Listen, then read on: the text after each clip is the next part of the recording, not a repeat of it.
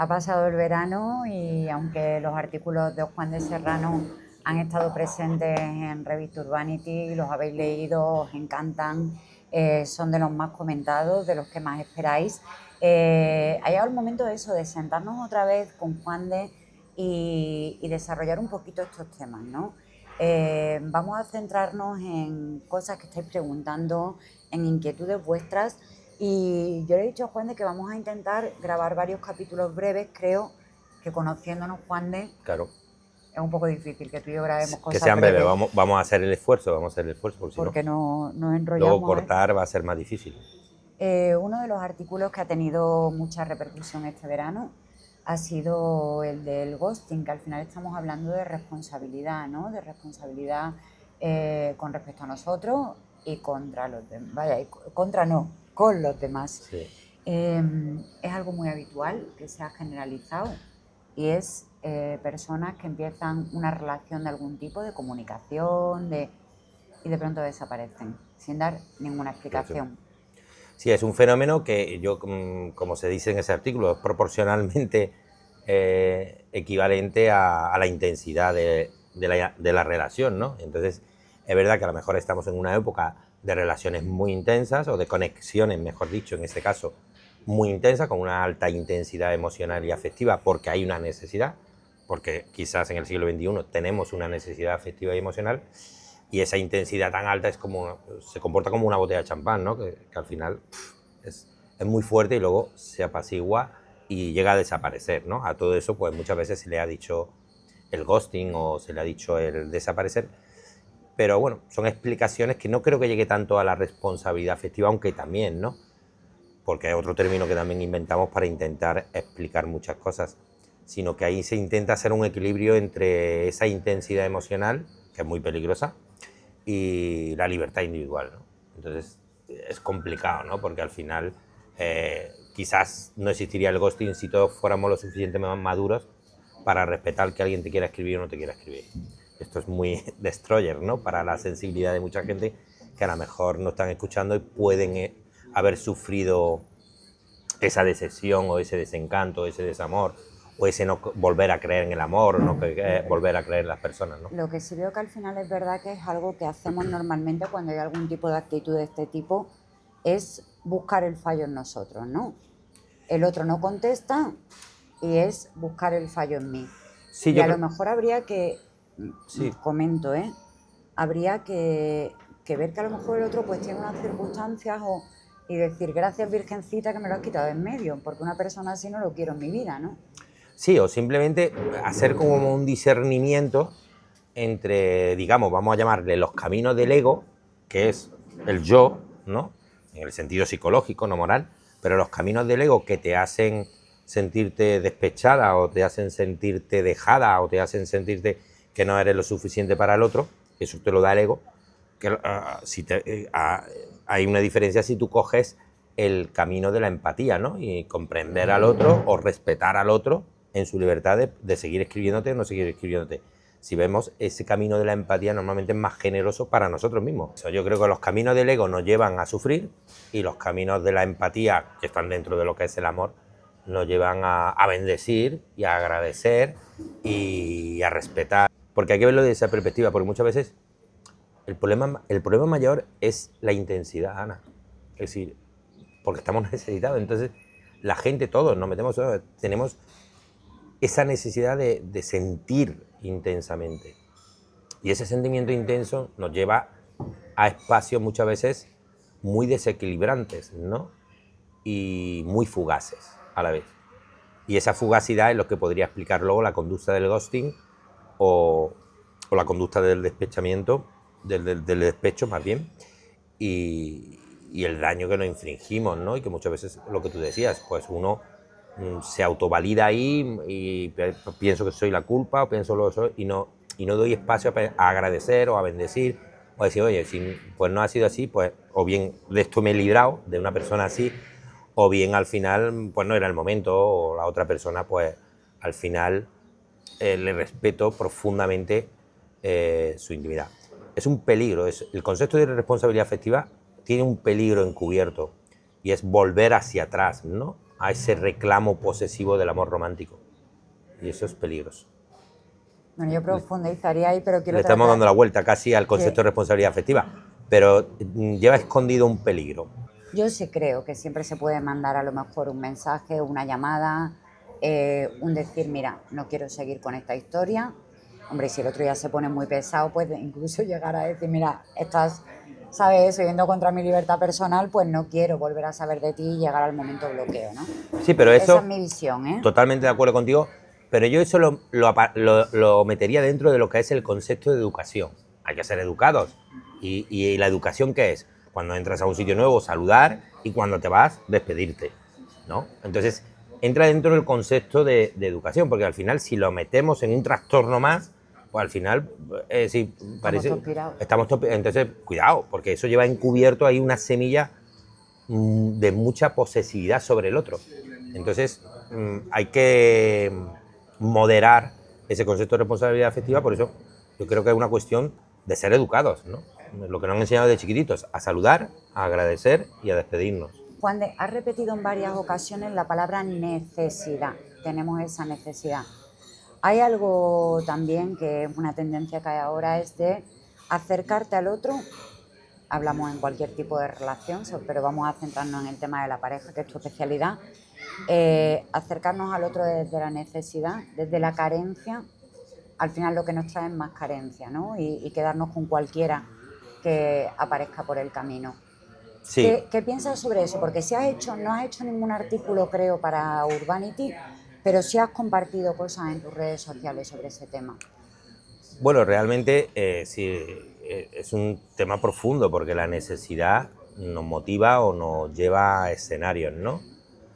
En el tema de las parejas, claro, ir a una pareja por necesidad o carencia es un error, o todos lo hemos experimentado como error, porque al final te das cuenta que la otra persona no puede saciar esa necesidad y esa carencia, y te alejan del comportamiento de amar, que es amar a la otra persona independientemente de lo que te dé, ¿no? Si queremos eso.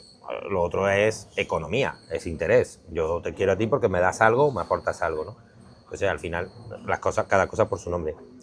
Pero sí es cierto que al final estamos en una época de necesidad espiritual, si queremos decirlo así, ¿no? De necesidad de cosas verdaderas, reales, ¿no? Entonces, eso a lo mejor tiene un paso más bondadoso para nuestra psicología, ¿no? Si, oye, pues yo quiero ensanchar mi vida afectiva, o quiero ensanchar mi corazón, o quiero ensanchar mis relaciones con personas sanas o personas que me ayuden, aquello que decían de las personas vitaminas, igual que hemos dicho anteriormente de las personas tóxicas.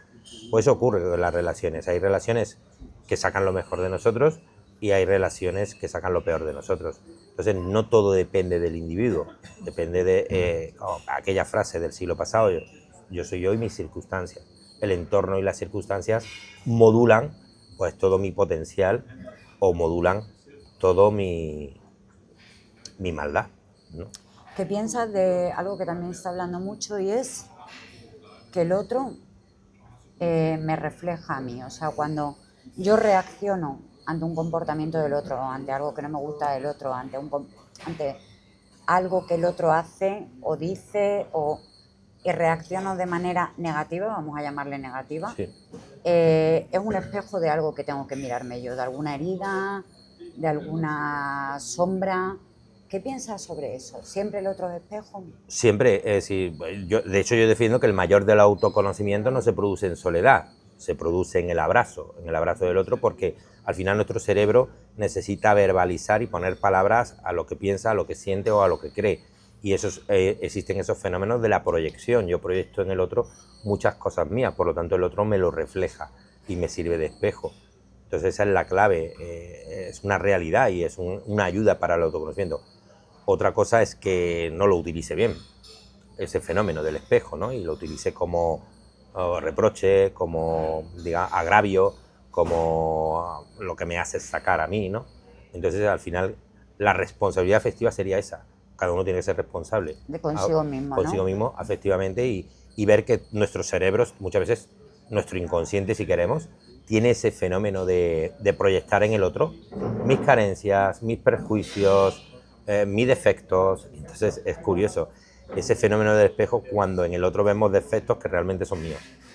Y eso es, para mí es mágico, en el sentido de que al final, después de, encima de amar a una persona, te puede ayudar a servirte de espejo, como cuando te arreglas para ir a una fiesta y te reflejas en ese espejo e intentas ponerte guapo o que te siente bien la ropa que te has puesto.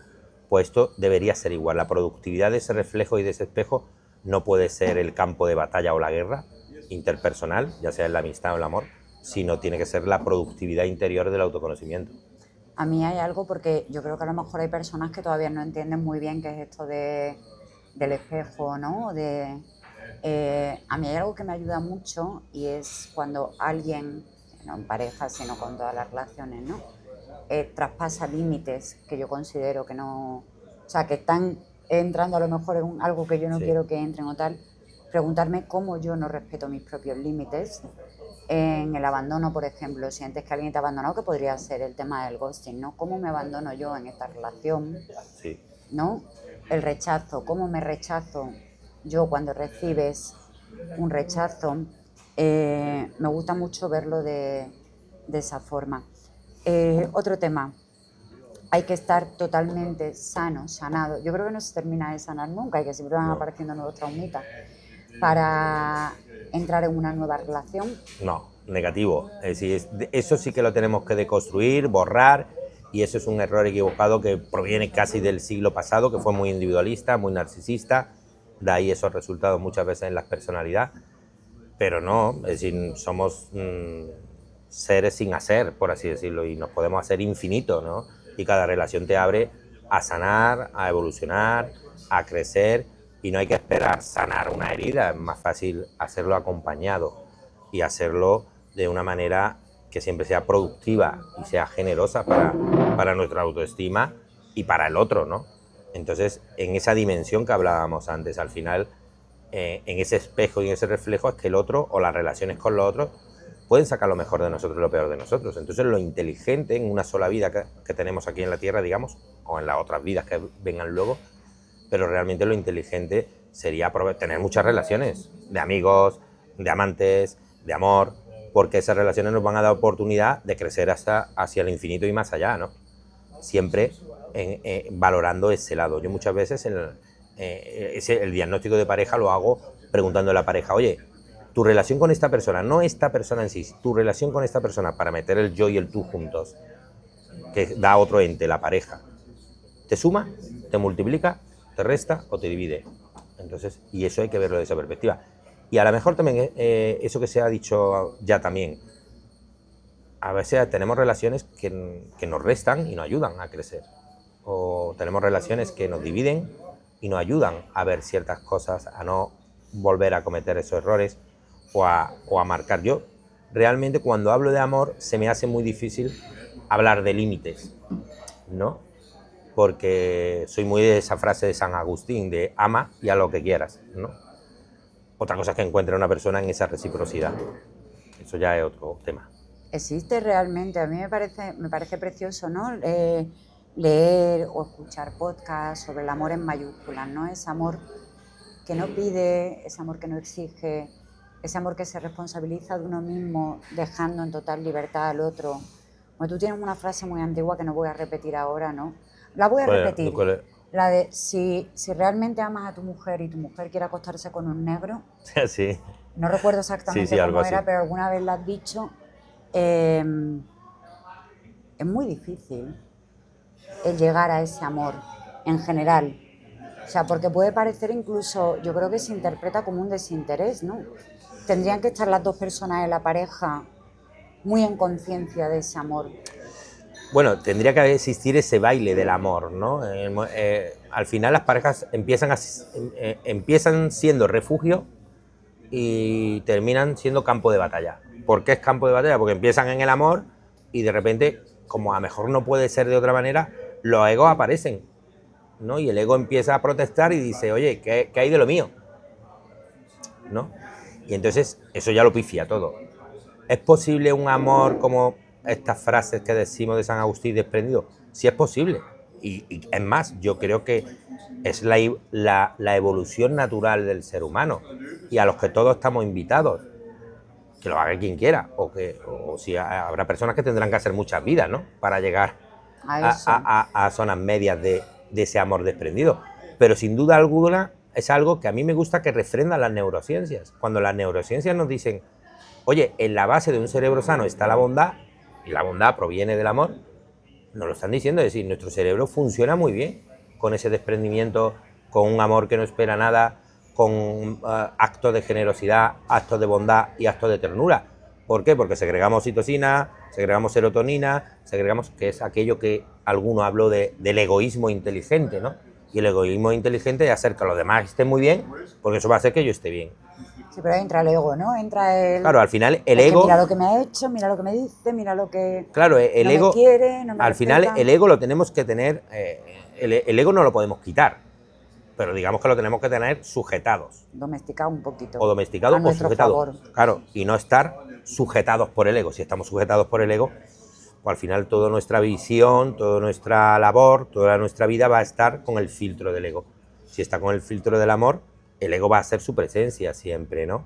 Porque al final es un fenómeno psíquico, incluso biológico, de supervivencia, de seguir viviendo, pero se enfrenta a la realidad del amor, que no somos islas, somos... para que haya un yo tiene que haber un tú, si no el yo no existe ni existe el tú. Entonces el abrazo es muy importante, y ese camino del abrazo pues es un camino más gratificante, incluso biológicamente, que el camino del ego, ¿no? Si no te amas, ¿puedes amar al otro? Sí. Sí. Sí. Sí. ¿Es sano? Bueno, amar desde el sacrificio, amar desde el esfuerzo, amar desde la entrega desmedida, amar desde... Sí, todo lo que... ¿No genera resentimiento? Bueno, es que ya el resentimiento ya es amarte, ya te está amando, ¿no? Porque ya estás pidiendo, ya estás reclamando, ya estás solicitando. Al final, el sacrificio forma parte del amor. El amor te hace elegir, y cuando eliges hay un duelo porque dejas otras cosas. Pero ¿y la palabra sería sacrificio o sería centrarnos en la elección? Para porque mí cuando te centras en la elección no haces ningún sacrificio. Estás eligiendo. No, pero si eliges, al final tiene que domesticar tu ego y tu voluntad. Es decir, por eso que has elegido, y para eso tiene que haber un sacrificio, ¿no? Yo lo llevo aquí escrito. Es decir, realmente, pero porque yo intento recuperar la etimología de sacrificio, que es sacrum facere, hacer sagradas las cosas. Eso es lo que significa sacrificio. Otra cosa que nosotros le hayamos dado más connotación de renuncia, de sufrimiento, de esfuerzo, pero eso es nuestra cultura judeocristiana. Pero realmente sacrum facere o sacrificio viene de hacer sagradas las cosas, ¿no? Qué bonito, hacer sagrada una relación, hacer sagrada un trabajo, hacerlo sagrado, hacerlo como algo divino. Entonces eso nos invita mucho porque lo he elegido yo. Y entonces la elección al final marca mi disposición, la actitud, ¿no? Eso es como, oye, tienes que ilusionarte. Claro, es que tenemos que buscarnos la ilusión, si no, no viene sola. Es que la vida no tiene sentido. No, no tiene sentido, no la tenemos que buscar. El entusiasmo no lo tenemos que buscar nosotros. Y cuando no lo hacemos, nuestra cabeza no puede, nos lleva a zonas oscuras de depresión, de ansiedad. Al final es así. Algo que estamos detectando mucho los psicólogos hoy en día, que una de las variables que habíamos tenido descuidadas por ese individualismo psicológico que se ha hecho en otro momento de trabájate tú, es que, claro, una de las variables que más enferma es el aislamiento social.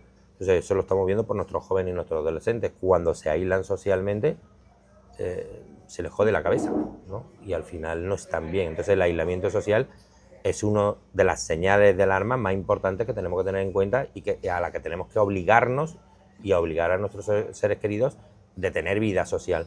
Porque en la vida social las penas son menos y se acompañan, se acompasan y se abrazan. Entonces la vida social es muy importante y muy determinante como para el equilibrio psíquico. Pero no desde la huida, ¿no? O sea, no desde esos la huida. Momentos de solitud también son importantes. Sí, al final los momentos de introspección, que por eso tenemos la emoción de la tristeza, ¿no?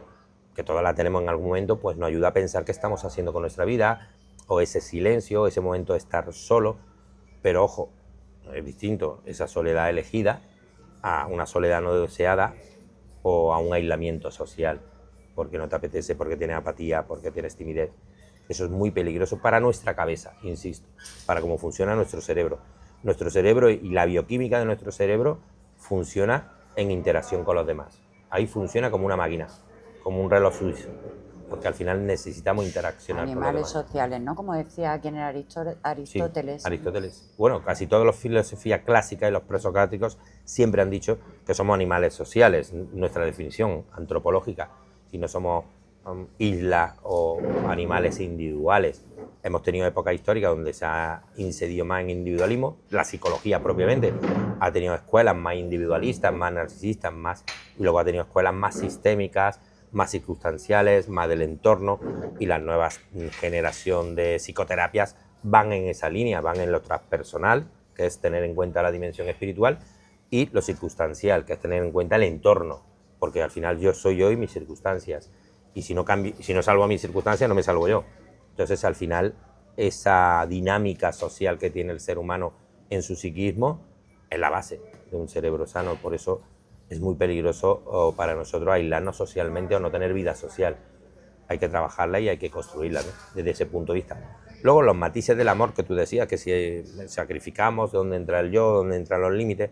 Bueno, al final yo creo que son acoplamientos que intentamos hacer cuando revolucionamos nuestras relaciones afectivas, cuando pasamos de un modelo tradicional a otro modelo, los límites, el narcisista, ahora yo, y yo también, y tengo unas necesidades, y eso al final pues son anclajes, acoplamientos, pero el deseo del alma del ser humano es el amor de desprendimiento. Todos queremos que nos amen incondicionalmente, y amar sin condiciones es eso, es amar desde ama y a lo que quieras, ¿no? Y te sientes libre. Y muchas de las penalidades o muchos de los sufrimientos psicológicos que tenemos resultan de pedirle precio al amor.